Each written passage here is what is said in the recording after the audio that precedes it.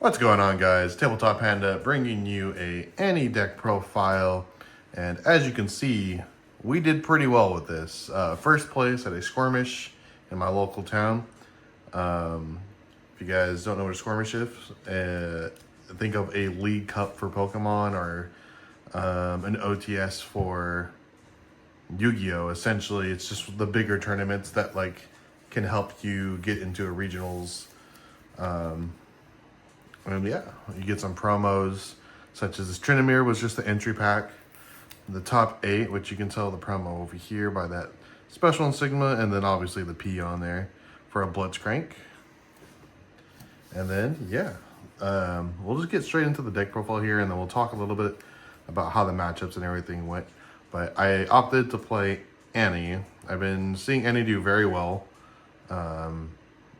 And this was probably the first champion I really wanted to play aside from Teemo. And he has, I thought, a lot of potential. And seeing it do well, I was like, you know what, let me try this out. So we did Annie, obviously, with her chosen champion, Annie. When you play me, return a spell from your trash to hand, which came in clutch a lot of games. And then we'll just go straight into this. Starting with the spells. This is more of a budget Annie list. I didn't have any Kaisas, which, you know, $90 a piece. I just kind of was like, you know what, let's try it. Let's roll with it and see how it does. So, getting into the spells, like I said, Void Seeker, Flight or Flight, 2 of, Void Seeker at a 3 of, Falling Star at a 2 of, the best card in the deck, Ride the Wind, at a 3 of, Stack Deck at a 3 of, Cleave at a 3 of, Gust at a 2 of, and then Flash at a 3 of. Void Seeker, really good into Kaisa. It hits for 4, Kaisa is 4, and then draw a card. It also helps you manage resources by just drawing. Any card that replaces itself is great. Fight or Flight, really good into the Master Yi matchups. Being able to push back their unit and or save your unit is just so clutch. Falling Star is good into any matchup. Being able to just remove key pieces for a lot of decks is really important. Flash, always viable. Since Annie readies 2 runes at the end of her turn, Flash to protect your units to make a more aggressive play with something like Cleave does a lot of work. Stack Deck, obviously, just to find your pieces. Ride the Wind to win the game. And Gust, just to slow down your opponent that is trying to make early plays. I use Gust so much. This is MVP, and then this is MVP, and then these are MVPs going into certain matches, for sure. But go ahead and pick up the spells, and we'll go into the gear. Gear should be fairly staple around the entire community that plays Annie. 3 Scrapheap. It's 3 Scrapheap going turn 1, and then siding it out for game 2 and 3, so that way, since you don't have the battlefield that draws and discards anymore, it's useless. It is not useless. You run the 2-drop, obviously, but it's less likely to go off, so might as well just side it out.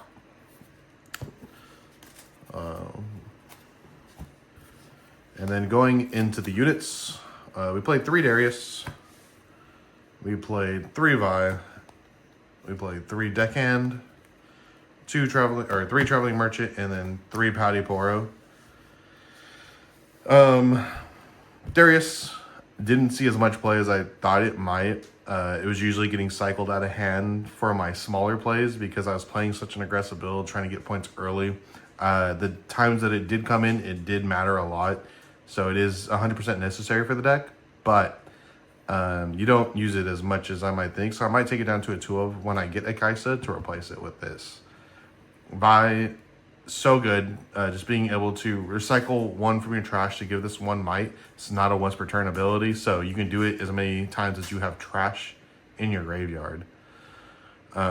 Which, you know, this hit huge numbers, which easily takes over battlefields, being able to ride the wind, puts it in ready, and then ganking over to the other lane to take control, especially if you're on 6, ride the wind for 7, gank into the other lane for 8, win the game.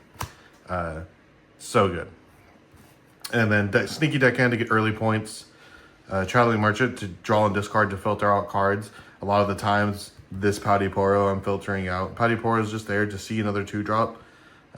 It's the best one. The deflect did come up where it mattered, where they had to recycle a rune and didn't have the points for it. Didn't have the points to do the big plays that they needed to play. So, really good all around. We went 4-1-1 with this, and going into top 8. So 4-1-1 into top 8, getting second place. And then top cut happened where I went 3-0. So fairly good with that. I do have a side deck. It's not perfect for sure. I kind of just threw it together. But I knew wanted one more Gust for sure. The Veins, I ran 3 of them. It could be just put to 2, but 3 felt really good for the Kaisa matchup. Just being able to play a 2, have it go to 5, run over a Kaisa, conquer, and then add it back to hand in case they had another play is really good. I didn't use the add a hand ability that often because I'd rather it just kind of sit there and try to get a hold point if it could, and then use my like flights to try to protect it. But yeah, it was an option in case I wanted to try to run over the other lane next turn. I did run a possession and this thing, which were never cited in. They will probably never be used. These will be cited out of the side deck, obviously. Removed from the side deck and replaced with other things. And then I think the MVP of this was Rebuke. Rebuke is so good into Master Yi. Just having them spend all their runes for a big turn play, just to be able to pop it back to their hand, felt so good. And that happened very often. So it's a good side in for Master Yi for sure. Battlefields being ran. Zaun Warrens for the draw discard. This is like a really powerful game 1 with the Scrapheaps being able to just turbo through and really I don't know, game 1s were never difficult. Game 2s I kind of expect to lose, but I didn't always. I 2-0'd quite a bit. But I played Dreaming Tree, usually going second. I didn't game 1, and I lost the game because my third one is Arena's Greatest. So I knew I was going second. I played Arena's Greatest, and my Master Yi opponent, took over the game quicker than I could, and I lost. But so after game 1 and losing like that, game 1 losing to Master Yi, I opted to do this pattern every game, and it felt so much better. Like if I lost game 2, I know I could go into game 3 going first, turboing into like 3 points, turn 3, and then just from there, usually like I'm 3 up on my opponent. There's really not too much they can do from there. So did that.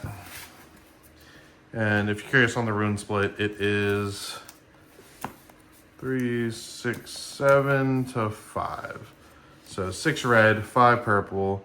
The only time it would hurt is when I had Rebuke and I didn't have enough purple. But for the most part, that never came up. There was one like turn I wanted to Rebuke and I couldn't, but it ended up working in my favor. Kind of hard to explain that one, but it just did because I should have waited a turn for it anyways. My deck forced me to do it. It knew what I needed. And then kind of just going into the matchups now. I'm going to go ahead and post them right here for you. That's game 1 into Master Yi. This kind of taught me everything I needed to know about playing the matchup into Master Yi. Like I said, I played my battlefields wrong. I went game 1, game 2, and game 3. And I do think if I would have swapped this around, I could have won the game for game 1. Worked out because I got to learn the hard way. Game 2, I went into a set. Set was not a easy matchup by any means. Ride the Wind did carry a lot of matchups, and in that one in particular, it hard carried. Even to the point where he discarded my Ride the Wind, and I top decked another one to cheese another win. You know, like Ride the Wind just says move a friendly unit and ready it. So there was a time I had 2 Vi's and 2 Ride the Winds in my hand. I'm on 4 points. I use Vi, Ride the Wind, gank over. I'm at 6. 1 turn goes by. He clears my board. I clear his board using a bunch of resources to draw and fill up my graveyard again. And then the next turn I was able to Ride the Wind, or play Vi, Ride the Wind. So kind of felt bad for my opponent. Like I said, I did kind of cheese that one.